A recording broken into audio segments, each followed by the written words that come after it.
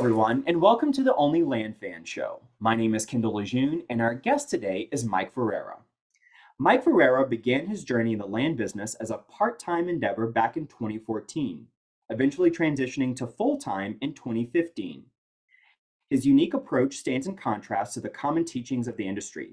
Instead of following the mainstream, he specializes in dealing with remarkably inexpensive land and excels in selling properties on flexible terms. Mike, thanks so much for joining us. How are you today? Hey, good, Kendall. Glad to be here. Awesome. Well, we're super excited to have you. Let's just jump right in. Tell us a little bit about how did you get started in doing land deals? Part of my background is kind of key to how I knew it was going to work pretty early on. Okay. Before I got into land, I had a gold and silver business.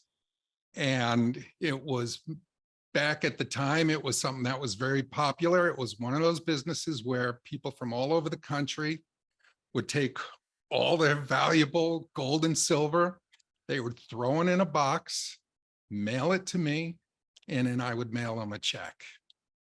Wow. And so, you know, the cash for gold type of thing. Got it. And what was important about that business that carried over to the land business is, number one, I knew people were more than willing to sell an asset at a fraction of its value if it was going to be made easy for them. That's Number good. two, which the way I do my business, you'll see is important. I realize that generally, believe it or not, most people are very trusting and they will trust you to do the right thing.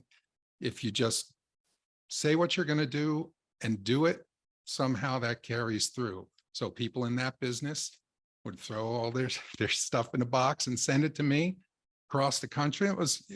It was kind of absurd when you think about it, but it worked because I didn't take advantage of anybody. I was fair. And so that worked until there were some changes in the industry, the gold and silver market, and the way I did my marketing was all SEO. And there was a whole long story that started not being as fun as it had been.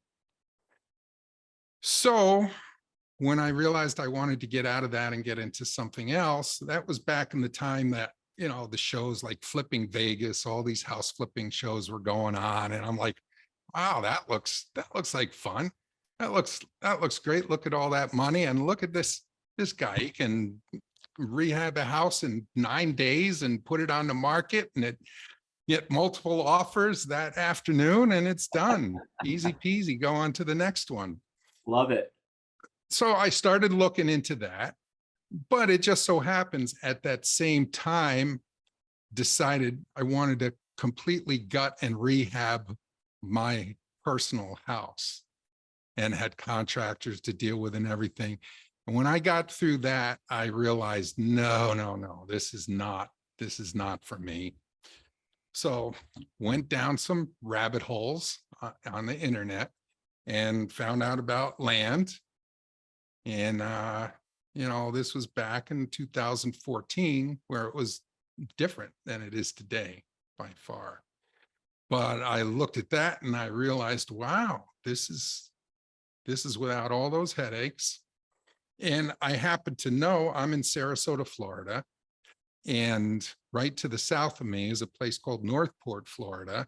And right past there is Port Charlotte, Florida. And those are places that I knew there were thousands and thousands of vacant lots. So I figured I'll just start right there and see how it goes. Now I bought every course that I could find at the time. And at that time they were like, you know, folders, binders with DVDs in them. They weren't online, and just consumed that and jumped right into it.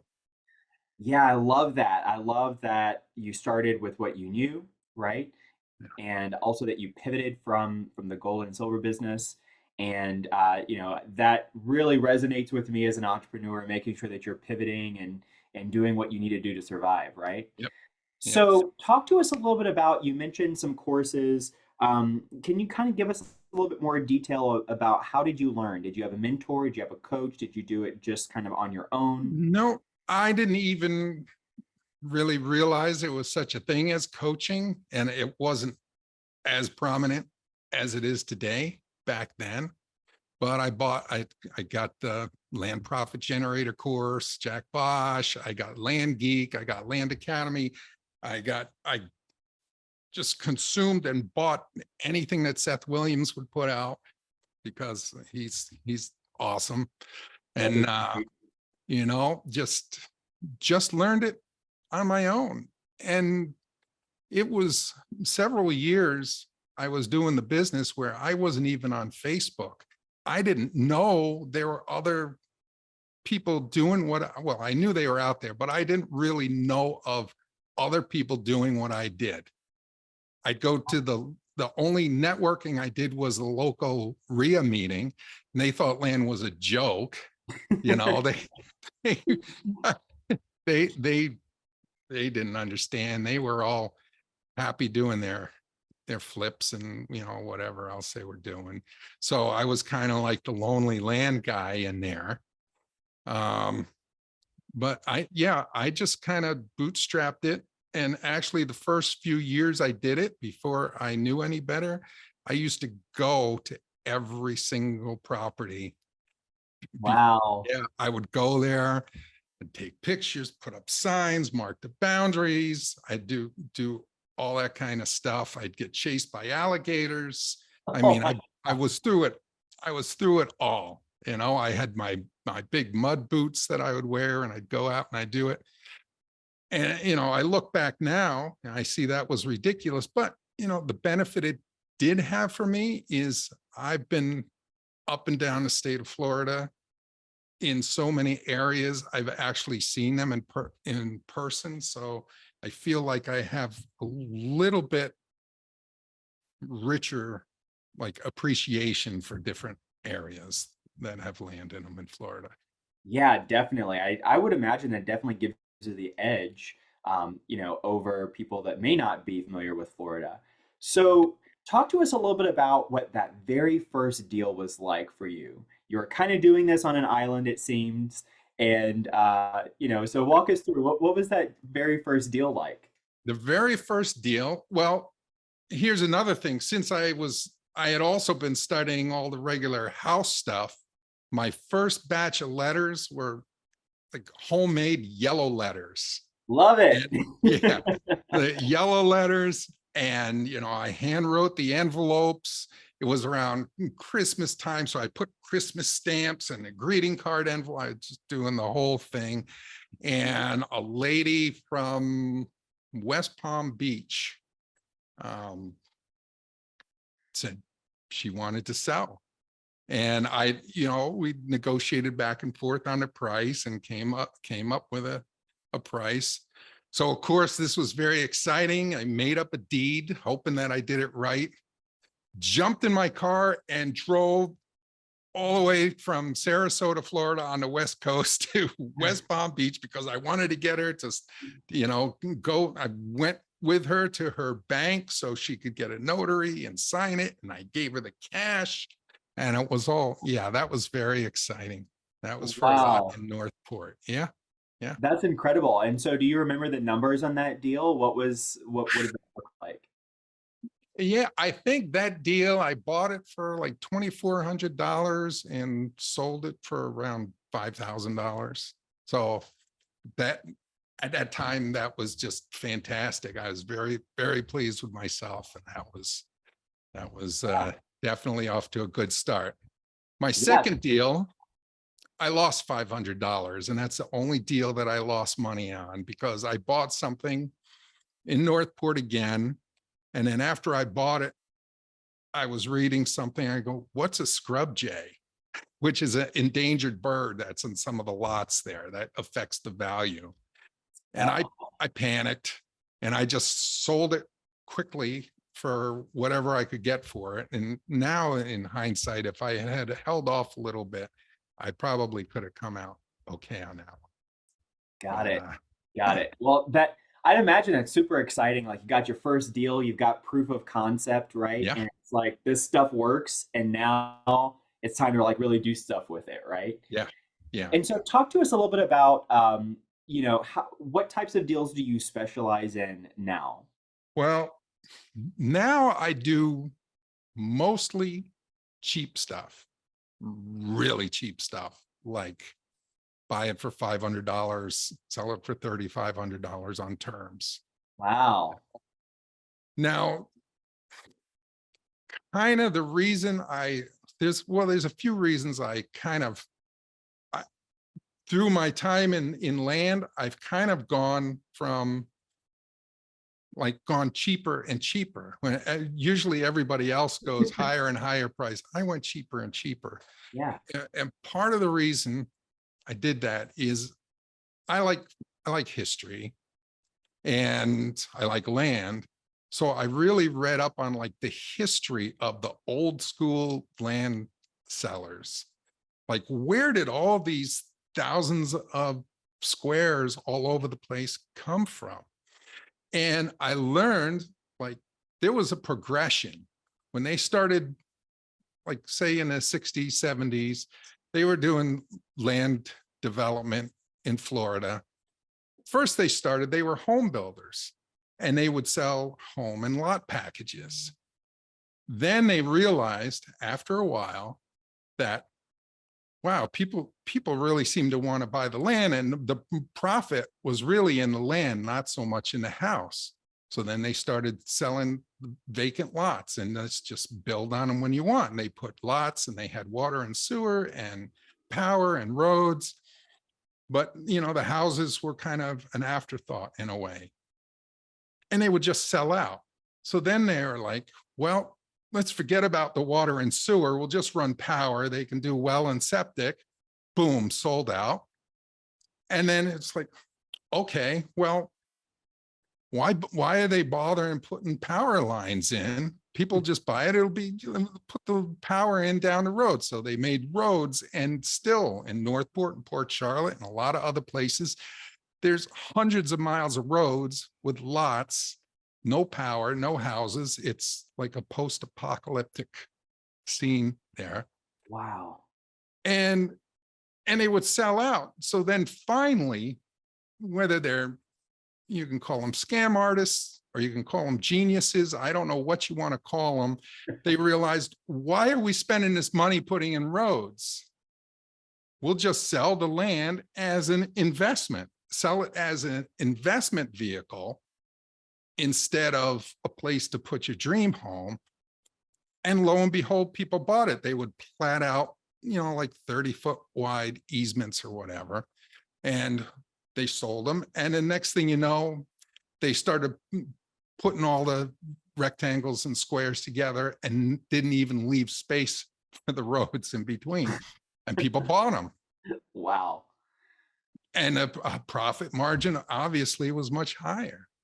So people bought that land then, and people buy that land now. People buy land most of the time, in my experience, not to build their dream home on. They're buying a fantasy, or they're just buying an investment. So I make it available to people who don't have a lot of money. This is what they want to do, then that's what they can invest in. Yeah, that is fantastic. And so much insight just coming from the historical perspective of it, right? Yeah. So, um, tell us a little bit about this. When you talk about these are cheap lots, like what's your criteria? Where are you finding these deals? What type of seller is it? I mean, I think when you said, buying lots for $500, I know that my ears perked up. I'm sure a lot of other people's did. So, talk to us a little bit about that model and what that looks like. Okay. The way I have discovered new areas. Now for years, I've just kind of recycled through areas that I've done. I've only done stuff in Florida, but I rotate between like 16 different counties in Florida. But how I did it in the beginning is, well, first of all, like here's an example of an old book, early 70s, all about the land sellers. Well, they tell you in this book where all these big developments that never got built were. So I had the general idea of where they were. So then I would just go on MapRight and I would fly around through areas of the state and zoom enough, and suddenly, lo and behold, where maybe some areas there's the big squares, like, a section, which is a square mile from a timber company. But suddenly, lo and behold, all these little rectangles appear all together, cookie cutter rectangles appear. So I would do it visually. I would find the areas visually where there were all these undeveloped lots. I would just see them. So that's how I found a lot of the areas that I've bought and sold in. Excellent. Very good. And so once you find an area, then what was your next step? If someone's listening to this for the first time and say, okay, I got it. I think I can figure out where the area is, but what's the next step? What do I do next? Okay. So when I started, it wasn't as like extreme as a lot of the ones that I do now. So it would be, I would work out the comps like everyone does, go on Zillow, Realtor, Redfin, Land, whatever, can figure out the comps. Now in places, subdivisions like that, they're all cookie cutter. So there's very little, it's very easy to do blind offers for these areas because there's not a lot of difference. So then I would come up either, per like a per acre price I'd formulate, or I'd look on the property appraiser's website. And if I could figure out what percentage of market value their appraised value was, if it was consistent, if it made sense, and I do a lot of testing, then I would just put a formula in the spreadsheet based on a percentage of the assessed value. Otherwise, I do it per acre. But as I got to some more obscure stuff, I guess you would say, there were no comps because nobody was selling it. Nobody was buying it. Right. So I just made it up. I just Yeah, I think, love it. okay, well, what do I think someone will pay per month for this? And I'd come up with it, and okay, how much profit do I want to make? And then I would just base it on that. So it's really, most people don't do that because it's really a ridiculous way to do it, but it worked. Works for you. Yeah. Yeah, Yeah. absolutely. So I'm fascinated by this. So you buy extremely inexpensive lots, Mm. and are you closing on those lots first before you find a buyer, or do you Yeah. typically have Yeah. buyers in place? When I send out my blind offers, everything that comes back, for the 99% of what comes back, as long as it doesn't have some sort of title issue, I just buy it. I'll just buy it. And it's cheap. If I'm paying $500 or sometimes less, sometimes a little more, what have I got to lose? I mean, even if there's a problem, so, who cares? So what? So far, I've been lucky. I haven't had anything that didn't sell. So Yeah, that is fantastic. Okay, so we'll dive into the acquisition piece in a little bit, but just to kind of give us a 30,000-foot view of what does that dispo side look like for you? How are you finding your buyers and how are you structuring the deals? okay. So let's say kind of a typical on the very low end of what I do would be an acre out in the middle of nowhere that I can easily buy for $500. I'll just turn around and put that up on terms for $34.99. So that's $3,500, $99 down, $199 document fee. So they got to pay $298 to get started. And then something like that I'd do for 4 years, $96.36 a month for 4 years, because I charge 16% interest, which nobody has ever questioned, by the way. Nobody. So goes on my website.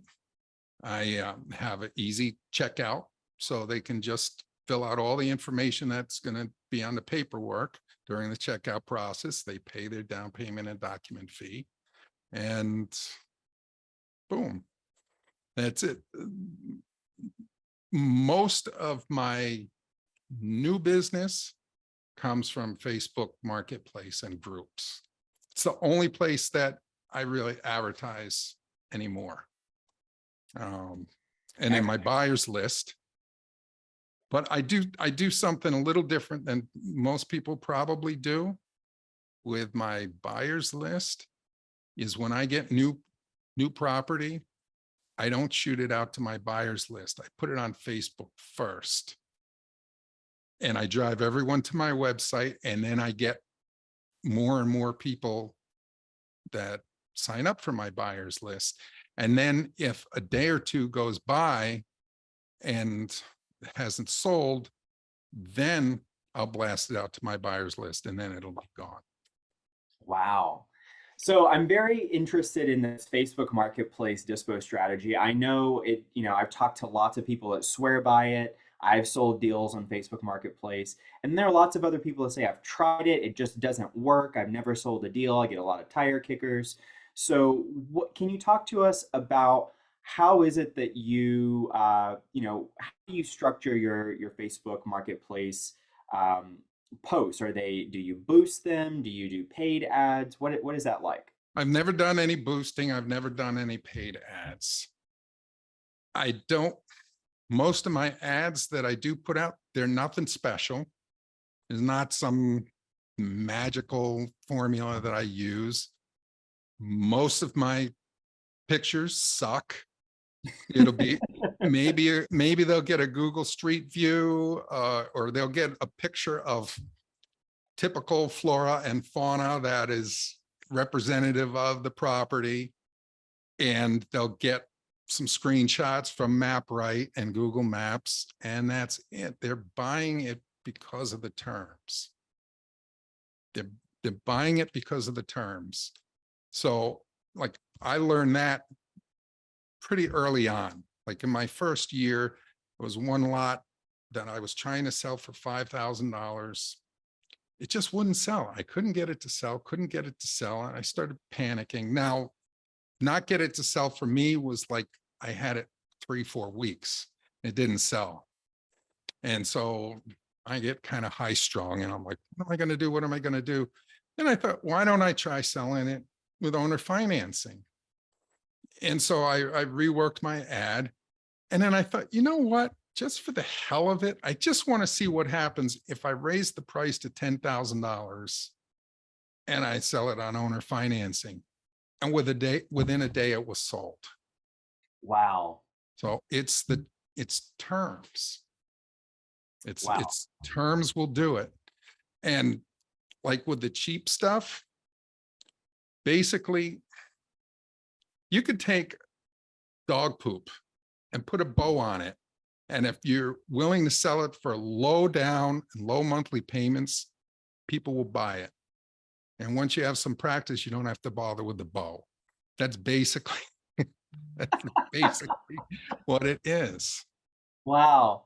So let's say, someone may be listening to this and they're very, very comfortable with the traditional flip model where they're buying for a discount and selling all cash. And they want to get into these owner finance deals, but they feel like, it could be so high risk because what if someone defaults, and then how do I get someone off of the property? Or, what do I do with the deed? Who holds that until it's paid? Can you talk about that a little bit? Sure. I do everything land contract. And in the land contract, I've got lots of stuff now. It's grown and grown and grown as I've had different issues with buyers, which I can get into later too, if you want. But like part of it is it cannot be recorded with accounting. So that's part of the stipulation in the contract. So I have the contract for deed. When someone pays off, they get a deed. But until then, it's in my company name. And if they don't pay after a little period of time, I usually try to work with people, give them some time. They don't pay. If they're late to a certain extent, then they get a letter basically saying you need to pay within 10 days or it's gone. And that 10 days comes, and if they haven't paid, then it goes. I just make my listing on my website for it live again, and throw it back on Facebook and start all over again. Usually the way it's been over the past couple of years, it's been at a higher price than the previous contract has been, which has Wow. been nice. I mean, that game won't go on forever, but it's nice. It's been nice while it lasted. So I have some of my, I guess you would say, nicer properties, which are the ones that get defaulted on the most because the payments are higher. I've got some that I'm on like the 7th or 8th buyer now at this point. So they've become kind of like rental properties. Now, I don't want that to happen. I'll try to work with people. So it's not like my goal that I get excited and I'm relishing the idea that someone stopped paying, but it's the last time I checked was a few years back. I went through a year of my customer activity. And a few years ago, I know the numbers are higher now. Just the free money that I got during the course of the year from like people who paid and paid and paid and then defaulted was $63,000. Wow. And that was a few years ago. I know it's higher now, but I don't have time to mess Right, with. right. Yeah. So let me ask you, I'm assuming do you have a stipulation where people can't build on the lot until it's fully paid, or how do you handle those situations? They can't. I've learned through experience. I don't let them do anything to the lot at all. They can't change it. They can't cut a tree. They can't mow it.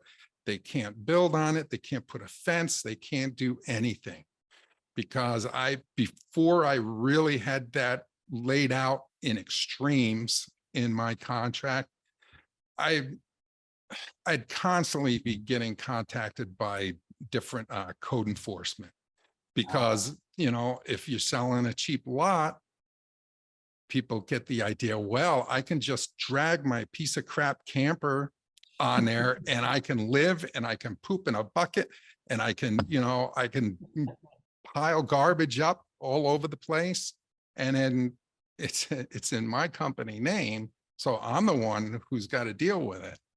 Right, So, right. yeah, Yeah. Well, that I totally don't let makes them do anything. Yeah. that makes a lot of sense. Yeah. So, whenever you're dealing with these, these types of deals, who are you finding are your main buyer profiles? Like, who's buying these types of lots? It depends on the lot and the area. One thing I've learned that's very interesting. First of all, I started noticing it when I was in some of these areas where they sold thousands of lots back in the day. And I'd noticed that there were like big blocks of lots, and all the owners all were from the same place, like huge areas where everyone was from Puerto Rico, and then huge areas where everyone was from somewhere else. And I'm like, okay, I see this sales guy. Must have been his block of lots, and he was assigned to sell to people from Puerto Rico. Now, I've learned there's different, and I don't really know if it's necessarily for the Puerto Rican community, but I know there's different ethnicities that really value land ownership. I think it's probably a status thing, a source of pride, or they've immigrated to the United States and they love the country. They want to own a piece of it.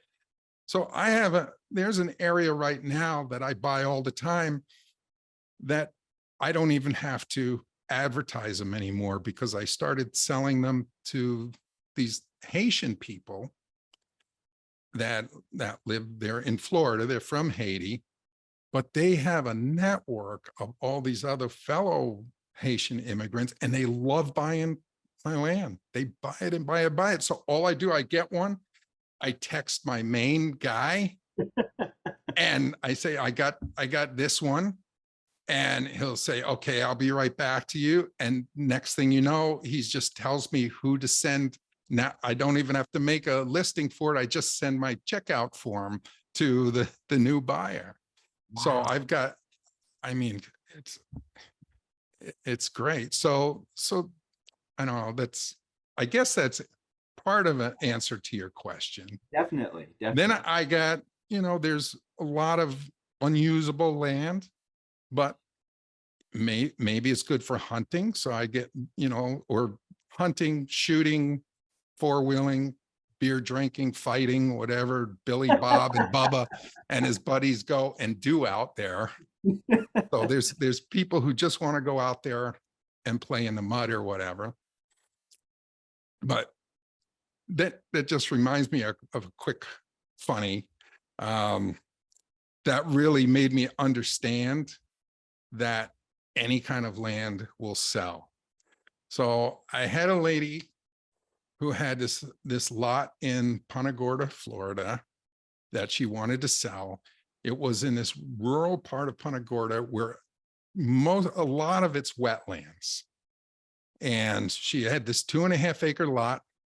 And I looked it up on MapRight and it looked like wetlands, but I also knew that sometimes some of the stuff that looks like wetlands, a lot of the year it's dry, so it can be used.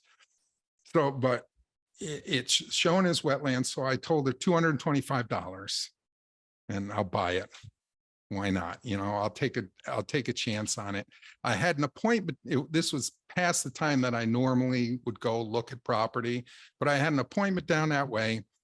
I went down to take a look at it. It was on this dirt road, and I pull up to where the property is. The entire 2.5 acres was under at least 4 feet of water. There was not a single bit of dry, not a tree, nothing. It was just water. Wow. And I'm like, oh, wow, this will be like something I'll give to a friend of mine as a joke or something, right? But I had a for sale sign in my truck. There was a pole right there. So you know what? Just for fun and just so I could take a picture of that with the for sale sign, I nailed a for sale sign up on the pole, took some pictures for laughs, and I'm heading back up home up on 75 and my phone rings and I answer it. And this guy goes, y'all still got that lot out on Catfish Road for sale? And I'm like, yeah. And he says, well, how much do you want for it? Because I want it and I got cash money. And I said, okay, $29.99, $3,000. He says, sold. I'll buy it. I'll take it. I want to take it right away. And I'm driving along and I got him on the phone and I didn't care if I lost the sale or not because I was so curious. I said, do you mind if I ask you a question? I said, the only way you could possibly know that I had that land for sale, you must have been standing there right in front of the land. So you saw it. He says, yeah. And I said, could you mind telling me why you're buying this property? He says, yeah, I'll tell you. I've been going out there for years in my airboat. And every time I go out there, them damn landowners, they'll call the sheriff's deputy and he comes and he kicks me off of there and I got to leave. Says, now I'm going to go out there in my airboat. When that deputy pulls up, I'm going to hold the deed up in one hand and the middle finger in the other hand and say, F you, it's my land. Like, okay. All right. Now I understand. And you heard that saying, there's a pig for every barn. Well, there's land for everybody. No, I can't judge Right. the quality of the land. That's so fascinating. And we always hear the adage that, price solves everything. And so it sounds like because you're able to, offer terms that your buyer pool is just significantly larger than, Oh, these absolutely. savvy buyers. Absolutely. And I make it very easy.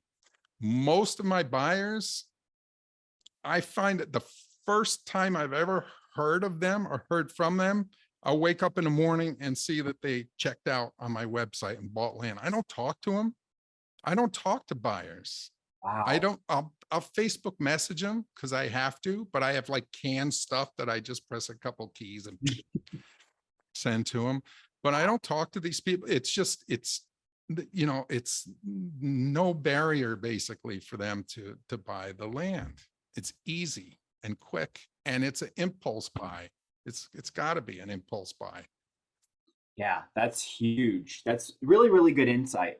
So I want to ask you, I asked this to everyone because I think it's such a fascinating perspective from each person, but where do you see the market going now?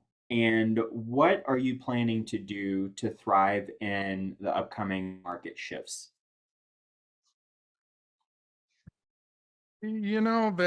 That's a good question because depending on what kind of news you watch or listen to, we're in a recession, we're not in a recession. People are hurting economically, people are not hurting economically. Here, at least in my markets and here in Florida where I live and I look around, it's booming beyond anything else. I don't see anything going down, whether it's land or houses or condos or anything. I don't see stuff going down here. Other parts of the country, maybe. But for what I do, honestly, I don't I don't really care. Right. Just if something changes, I'll just adjust things a little bit. If the market gets worse, I'll pay even less, and I'll take it and I'll either sell it for less or I'll sell it for the same, but give them a longer term. So it's a smaller amount.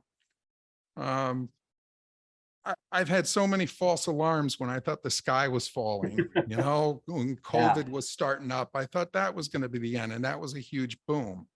Then, you hear things now, oh, it's softening. Just adjust, just adjust. That's all. I love that. Just Yeah. adjust. And I think Yeah. one of the most beautiful things about the creative finance strategy is that it gives you the freedom to do that, right? It gives you the freedom to adjust. So, let me ask a little bit more nuts and bolts on your acquisition process. So, you're sending out these blind offers. How many mail pieces are you sending out? Are you doing just mail for right now? I'm doing just mail. I tried texting recently. I tried launch control and I was going to do it with some higher price stuff. And it's just me, but I hated it. I absolutely hated it. Got the launch control set up, got the good old VA in the Philippines to work the launch control. And then I didn't really think much about it, but hey, this is what people are doing. So, let's give it a shot. I had some guidance from Jaron Barnes with a Yep. Land Maverick, who is excellent, Jaron is probably like amazing. the highest integrity guy you could Absolutely. ever want to meet. So he was, I joined his thing and he was helping me through it. And just for me, like it started and suddenly I look and I've got like 37 like people who now I have to do due diligence. I got to research their property. I got to come up with a price and I got to get on the phone and call these people. And I like suddenly it hit me. I'm like, no, I don't want to do this. If I wanted a telemarketing job, I'd go get a telemarketing job. I don't want to talk to these people. They're just going to curse at me anyway. Why do I want to talk to them? And in my opinion on the texting is if you get a letter, you have to take some kind of action. You got to exert a little something to either pick up the phone or email or something. You get a text, hey, would you like to sell your land and blah, blah, blah, blah, blah. It's very easy. Yeah, sure. Make me an offer. And so it was, my opinion, it was a way to really fill up my time with a lot of very non-motivated sellers. Now that's heresy. I know for, I mean, there's going to be people saying, oh, The land police will be at your door before Yeah, you yeah, go. yeah, yeah, because I mean, it's nice and shiny. So of course, that's what we're supposed to do. And I'm sure people do great at it. I just I just didn't like it. And it annoyed me so much that I didn't really take the time to figure out a way to fix the problem, which I look back now and yeah, I could have maybe made like blind offer text or something and it wouldn't have irritated me so much. But I don't Well, like talking to people on the phone if I can yeah, avoid you raised some really good points with that. So I guess the next question I have would be, what is your current flow now? So you mentioned that you send out blind offers, it. and Mhm. then do these people at this price point, do they just send back signed contracts, or do they call you? What's that process look like?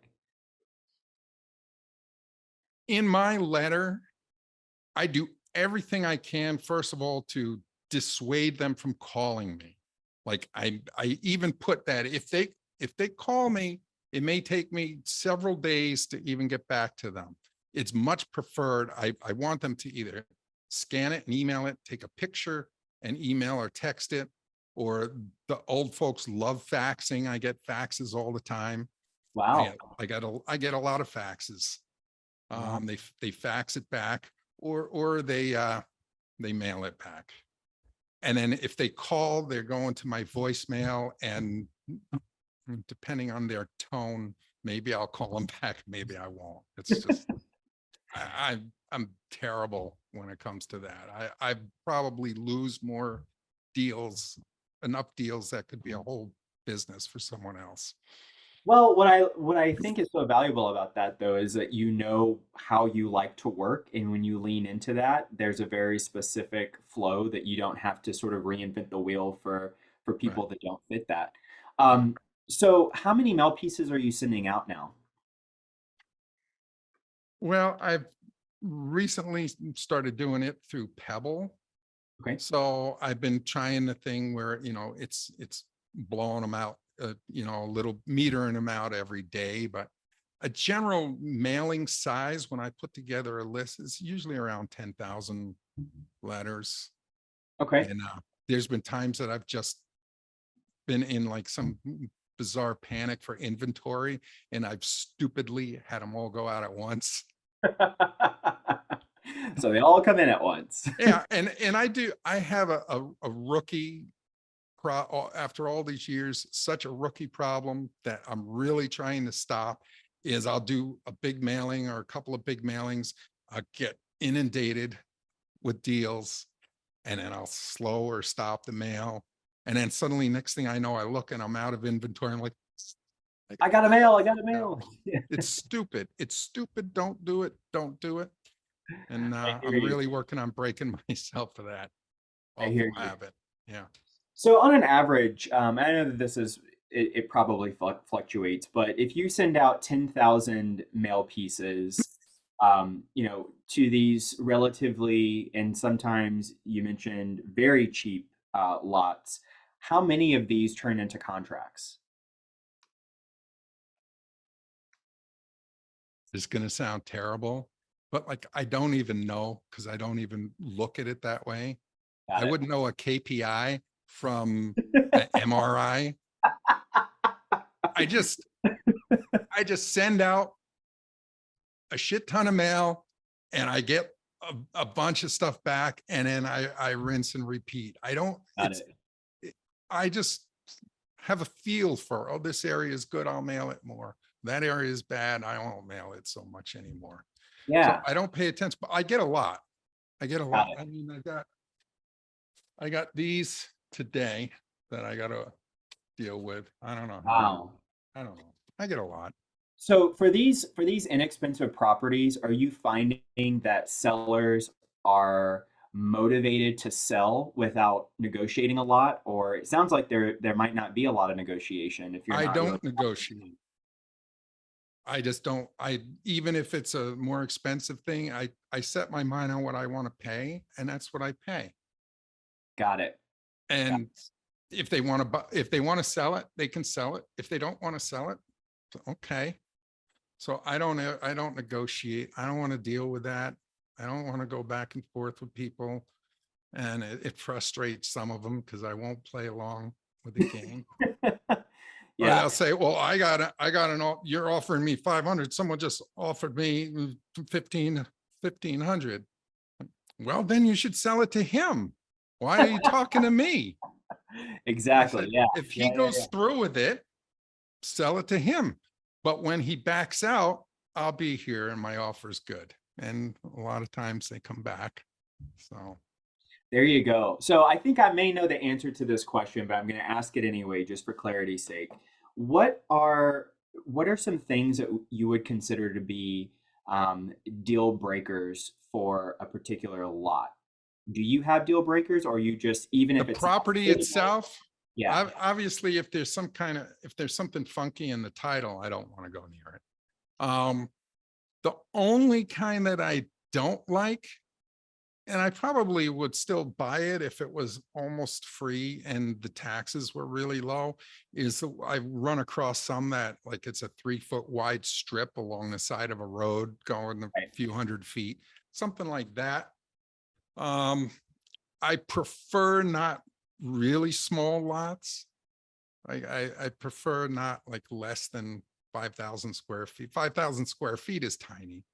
But if it's something, maybe that, if it's just something someone wants to camp on or stick a mobile home on, maybe I'll do one that size. But, I like it a little bigger than that.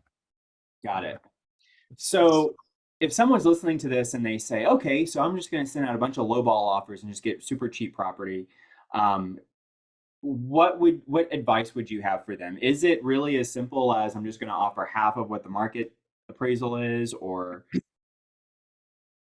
Depends on what it is. The generally just, this is not a technical term, but the nicer the property, the smaller the margin, I have, in my experience, I have found. So back in the day, you could buy a nice lot for 25 cents on the dollar, but thanks to everyone and their dog becoming a land guru and cranking out students and courses, that kind of, those numbers have dwindled a little bit, plus with the market conditions. sure? But you can buy cheap at high percentage margins, and of course there's a little more work to it, or you can make less margin but do less deals. It's just personal preference. Got it. So what's your thought about like volume? Do you have volume numbers that you try to hit, or do you realize that your business is high volume, or is it not, or what's your thought about that? Well, I generally, there's fluctuations, but I'd say generally I sell 20 to 30 of them a month. Okay, I want to get to 100 a nice. month, and I'm working on some plans to scale to that. Yeah, So I don't know. They're cheap. So it sounds, if it's not Pete Reese 20 to 30 lots, it's cheap 20 to 30 lots. So yeah, yeah. So in my mind, when I hear that, I hear 20 to 30 lots. That's 20 to 30 notes that you're holding every single month, and new ones that you're creating. So yeah. what are your what advice do you have for people that say, okay, I think this is the model that I want to get into. I want to hold a lot of these notes. I mean, do you use a note servicing company? What are your thoughts on that? Well, I've been using QuickBooks Online, and almost all of them are auto debit of some fashion or another, either to their credit card or their 7-Eleven debit card, or their checking account or whatever. So a big majority of them are just, they're automatically getting dinged every month for their payment. So Got it. yeah. Yeah, so it really does sound like it's low barrier to entry and not super complex, right? Like it's Right. just Right. yeah, that's And fantastic. and I'll tell you, so I don't have any VAs, which people I talk to so many people, they're just shocked at that. I don't have, Yeah, I've now that had we've seen the VAs land. on and off. I don't have any VAs, but it's all very, it's simple and it's systemized, whether it's, the monthly payment part of it, or no, I lost my train of thought now. What what did you, We're right talking before I said about that? that these are not super complex type Yeah. deals. Okay. Yeah. Now I know the point. So I do something again. This is going to be heresy, and there's going to be more normal land people are going to think I'm just an idiot. But in my filtering, I don't want to deal with anything that's going to be any kind of amount of work whatsoever. So I filter out LLC. I filter out companies. I filter out trusts because I don't want to have to deal with the trust paperwork. I filter out ones that have like a whole bunch of owners, because I've dealt with that when there's 6 brothers and sisters on a deed. It's like herding cats trying to get them to close. So I filter out anything that I think is going to create an extra step. So it's just the lowest hanging fruit, the absolute lowest hanging fruit. Got it. And So so no extra work. are you sending out, once you scrub those out, do you just send to all landowners in a particular area? Or do you have a size range? I know that you mentioned you don't like things less than 50,000 square feet, but Um, it's usually kind of on the subdivision level or similar. If there's not a subdivision, it's usually in the geographical area where all these like properties are clustered together. I don't send out, generally, I don't send out to like a whole county at a time or anything like that. I kind of home in on targeted areas. Now, I might do in one mailing, it might be 5 different targeted areas that I've cobbled together into the mailing. But, got it. I do it that way. Yeah, that's super helpful. That's super helpful.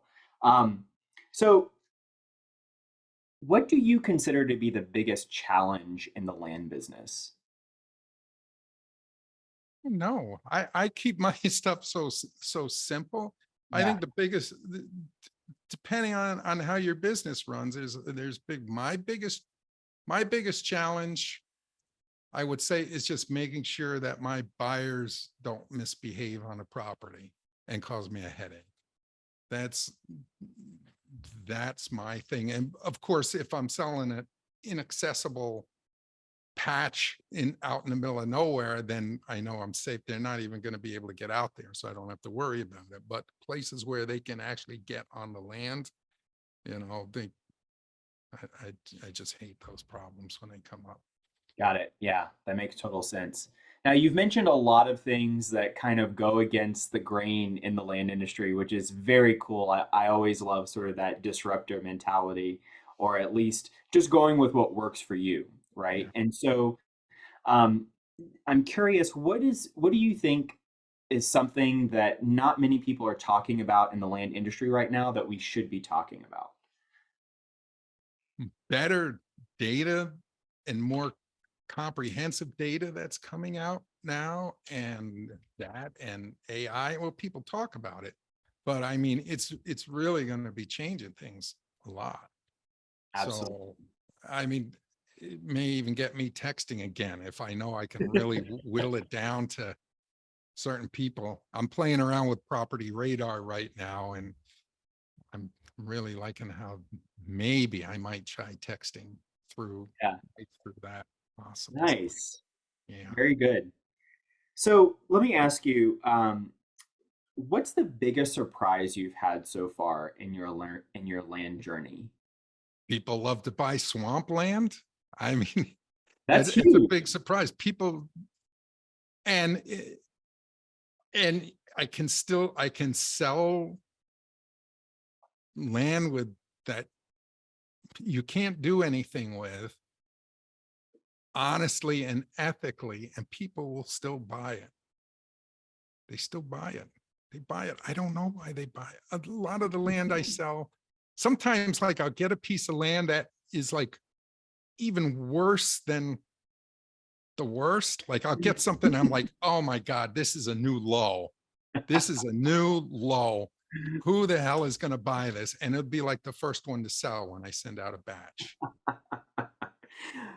That is huge though. That's a really interesting insight because you do hear a lot of people talk about, well, you know, stay away from this kind of property because you can't build on it, and and there's no road access, so don't do anything with that. And you know, there's all of these stipulations, but it sounds like, you know, you've been pleasantly surprised at what people will buy if it's, you know, on terms and it's affordable for them. Yeah. Yeah. Yeah, that's very, very cool. So let me ask, what's your biggest passion or goal you'd like to achieve at this point in your life?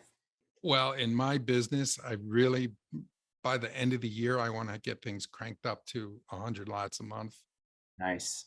just because it's cool. It's a cool sounding number. And I know the money will just follow it. So Yeah. it's not Yep. like no scientific reason. I just one day I said, this is what I want to do. Nice. One thing I've passion. I have two boys, and one's 10 and one's 12. And I and so I started a little while back with the older one, and now the younger one is on board too. Um, Getting them to have a, you know, make your money work for you type mentality. Yeah. So I actually, one day my oldest son came to me and he says, Daddy, I've got all this birthday money saved up and Christmas money saved up, and I don't know, he had like $500-600. And he said, I want to buy, look at this arcade game they have it, you know, for whatever, $400 or $500 that you can put some cheap fake version of an arcade machine that he could have in his room or something. And I looked at him and I said, you know, you're gonna, if you buy that, you're gonna get bored with it before long, and then you're gonna have this thing you don't want anymore. I said, what if you instead, what if I could tell you that you could take that money and make a whole bunch more money with it? And he's like, what? And I said, yeah. So I had him fund a deal for me. So it did it just like you would do with, you know, an expensive deal with, you know, these guys. And we did 50-50. He put his money in. I did the buying and selling. And every month he gets, you know, he gets a cut. Love it. He gets half of his, you know, half the monthly payment every month. And then his younger brother, of course, has to do everything the older brother does. So then he got into it. And now they're hitting me up. They want more deals. They want to fund more deals. I love it. You got built-in lenders living right Yeah, under your own roof. That's great. yeah. But and now they, you know, they don't want to spend their money on stupid stuff. Yeah, They want more money. So that's incredible. Yeah, yeah. that's really, really cool. That is really, really cool. So if you could go back and tell yourself three pieces of advice when you were a newbie in the land game, what would they be? Stop going out to the property. Yeah. Um, Owner financing is, that's just my opinion, is the way to go. You know, sell on terms. And then I guess what I did anyway is I would say just keep learning, keep keep learning, and I still do it. I still every couple of weeks I go on Amazon, make sure there's no new books about land, and if there are, I buy them. Or if there's, you know, I'm in the podcast, watching the podcast and everything else, just like I did in the beginning, and I'm starting to go through the land conquest course, Yeah, Pete. because why not? It's free. It's like a 15, Absolutely. I would say that's worth like $1,500 to $2,000, that course, from what I've That's a seen of it great so resource. far. And it's free. So like I would have been ecstatic if I was new, and the resources that are out there today. would have been just unbelievable. So and that's the thing, there's other people that I know in the land business that maybe they're doing okay or maybe not, but they don't have like a drive to keep learning and keep learning. And so I've been doing this a long time, but hell yeah, I'm going to go through that course, because if there's only one little tiny nugget that moves the needle in my business, then that was worth it. So who in their right Absolutely. mind could be in this business? You say this is your business. This is your business, and you're going to make it a business. And someone has a free friggin' course out there, and you're not going to spend some time. You'd rather be on Netflix instead of doing that. It's insane to me. Yeah, yeah. So No, I completely get it. And that's, learning, that's that mindset piece of that growth mindset and always trying to learn. I think that that is so important and just so critical. got to keep Uh, learning. Absolutely. So, on the topic of learning, let's say someone's listening to this and they say, "Okay, I'm sold on the owner finance, strategy, but it scares me to death. I don't know like how to structure a deal. What do I even offer in terms of terms, that kind of thing." Do you have any rules of thumb or any resources that you would suggest people check out? You know, I think that's really on an individual basis. Now, I'm lucky because I have a property. So even if I have a nicer, more expensive property, I'll still do it $99 down, $199 document fee. So they'll get in. I got my hook in. I got my hooks There in you them. go. And then I make the payment as affordable as I can based on the price. And I get more for it. That's one thing I want to say um, before I forget, that for better stuff, and for me, in my world, better stuff is like $30,000. Okay. That's the good stuff. For something like that, I always I'll get more than retail if I offer terms. So I have an example for just this past Friday. I did some horse trade. And one thing, when you're in a business, while you make friends in a business and you do trades, and this one guy I know, I traded him a bunch of real cheap lots, and he gave me what I consider a good lot. Okay. Now I looked, I looked on Zillow, an identical lot, actually slightly smaller, right next door to this lot, was pending for $24,000. Been on the market for like 320 something days. 3 or 4 lots down, there's for sale one for $27,000. It's been on the market for 711 days. With all my trading, I have about $10,000 in this lot now. So what did I do? I put it on my website. I put it on Facebook, shot it out to my buyers list the next morning for $30,000. Within 12 hours, I think it was sold. Wow. Okay. Now I don't have my money back yet, but that's producing now. Now that's just going to produce in a matter of time.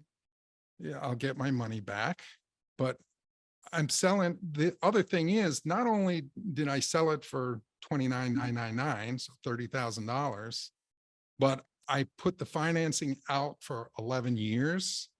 So it was like 400 and I think like $483 a month for 11 years. I charged 16% interest. So do you know what that means? If someone pays that through the term, that's almost $64,000 that I'm getting for that lot. That's Are incredible. you there? Oh, Yep. my Zoom just, yeah. Okay. Yeah, that's So, incredible. so with a comp, clear as day comp next door pending 24,300 and something days, another one, 27,000. The guy can't sell it. It's been there 711 days. Wow. Offer terms and bam, it'll just sell. Yeah, that's the power of that of terms. That's remarkable. I mean, incredible story with, example of that. And so what are your typical deals in terms of value? Like are you mentioned that 30,000 is sort of like on the way end for you, but Yeah. what would you say your typical value range are? The my sale prices generally are between like $3,500 and $13,000, I'd say, Got it. for the most part. Excellent. All righty. Well, I want to thank you so much for you giving to us today. You've given us so much really great information. I know I got a ton of value out of that. Um, how can we give back to you right now? What resources or connections are you looking for currently? Not really much because I came on here. I got nothing to pitch. I got nothing to sell. I got no course to sell anybody. I'm not mentoring anybody. I don't have time to mentor anybody. Um, if someone comes across some land that they are too embarrassed to sell, I'll take it off their hands. I'll give them a little finder's fee and I'll sell the you know what out of it. That's a great marketing line, by the way. If you have land that you're too embarrassed to sell, Yeah. I'm your guy. So Hey, how I threw my pride out the window in this business a long time ago. I don't care. so how can people reach out to you if they need to connect with you? Uh, Facebook, you can always friend me, message me, whatever. I'm in all the typical land Facebook groups. Um, or, you know, Mike at mikebuysland.com. They can shoot me an email if they want. Mike, thank you so much for giving us your time and sharing your expertise with us. Thank you for tuning in, everyone, and asking fantastic questions. You can get an encore of this inside the Only Land Fans group. You can also check out our past episodes on Apple Podcasts, also Spotify Podcasts. The links are there in the chat for you. Join our free on Only Land Fans community at onlylandfans.com. Also, our YouTube channel is here. The link is there in the chat as well. So thank you to everyone. We look forward to seeing you next week. Until then, be safe and see you next time. Thank you. Bye-bye. If you're interested in hearing from other 6- and 7-figure land flippers about how they've built and run their businesses, then check out my group, Only Land Fans, where I do a live interview each week inside the group. You can grab that link at the description below. Until then, be great, have a great week, and catch you in the next one.